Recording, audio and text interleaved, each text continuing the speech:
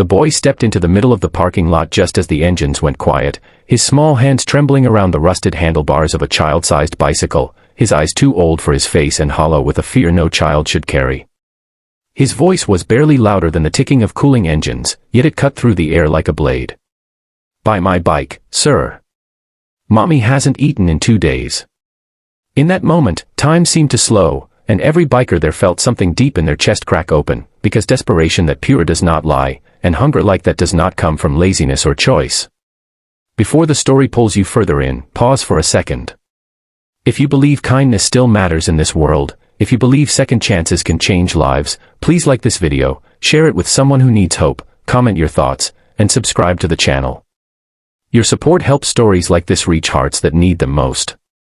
The bikers had rolled into the town at sunset, a long line of chrome and leather slicing through the fading orange light.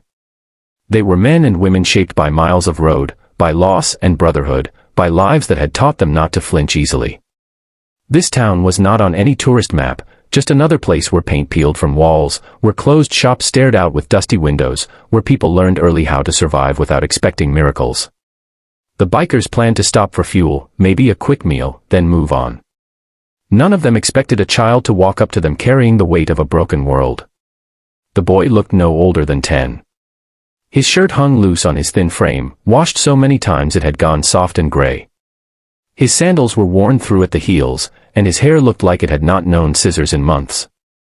The bike he pushed was small, its paint chipped, the chain stiff with rust, the tires half flat. It was not worth much, not even to a scrap dealer. Yet the way the boy held it made it clear this bike was not just metal and rubber.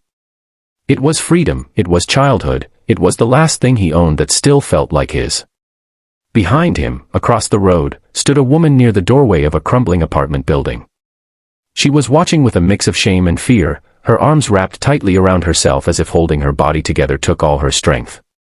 Her face was pale, her cheeks sunken, her eyes ringed with exhaustion. She had the look of someone who had already apologized to the world too many times for existing.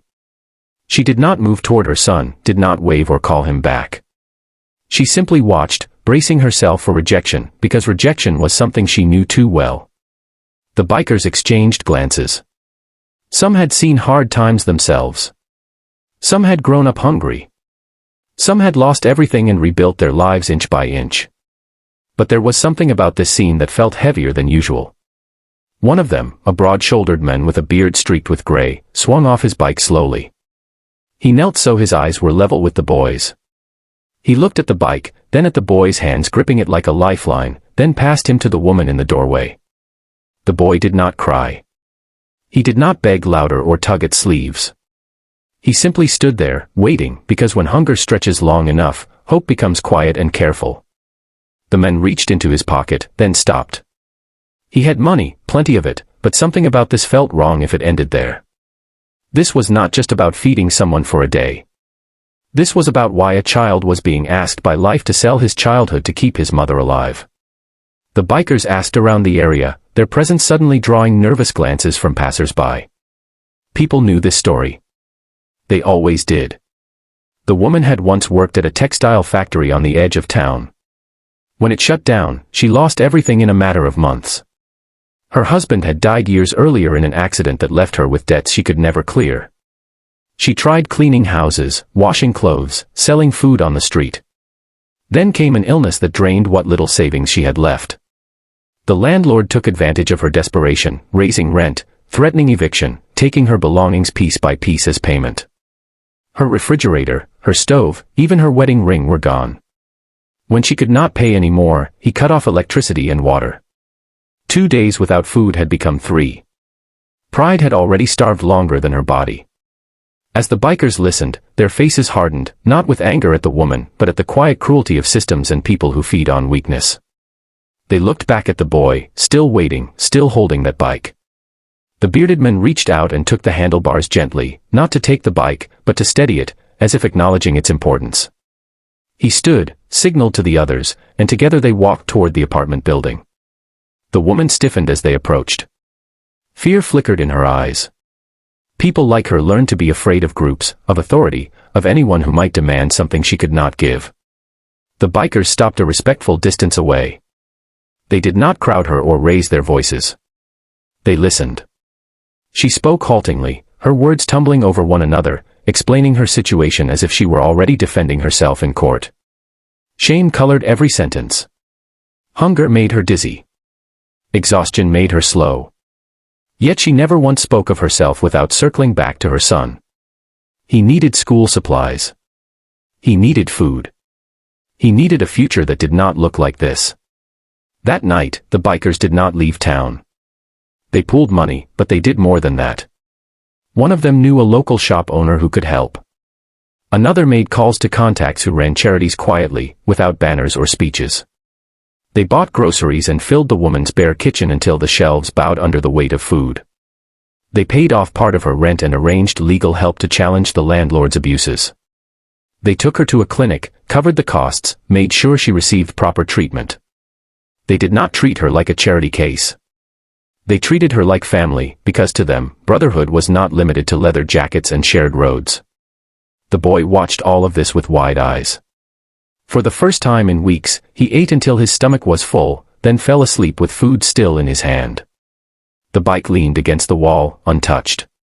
No one took it. No one asked for it. In the quiet of that small apartment, something fragile began to grow again. Not certainty. Not comfort.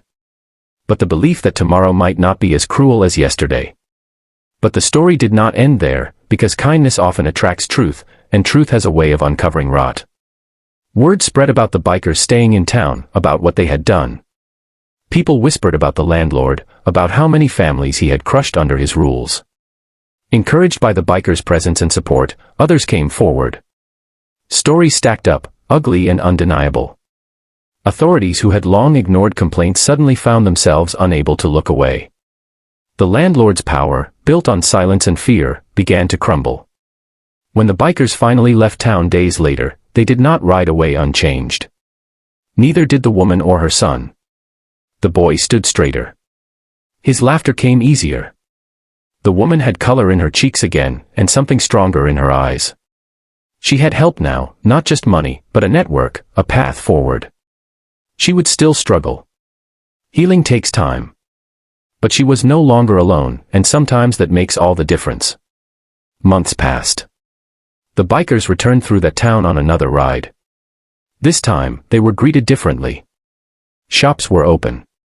Smiles came quicker.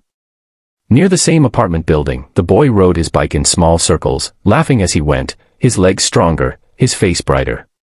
The woman stood nearby, working at a small food stall she had started with help and training. She waved, gratitude radiating from her without a single word.